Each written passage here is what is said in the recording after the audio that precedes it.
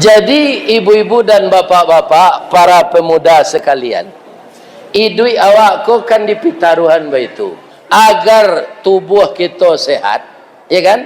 Nan pertama makan makanan bergizi, ya kan? Sesudah tu makan buah-buahan, minum air putih, tu untuk matur ada agar jasad kita yang kasar ini sehat. Air putih itu diminum banyak akan membersihkan ginjal.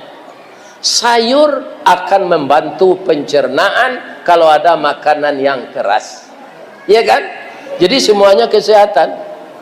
Nah, sudah tuh beko ada makanan ringan raga-raga. Bahasa Inggris namanya snack. Nyobah di orang Piaman senek, ya kan? Sini itu untuk kesehatan jasad.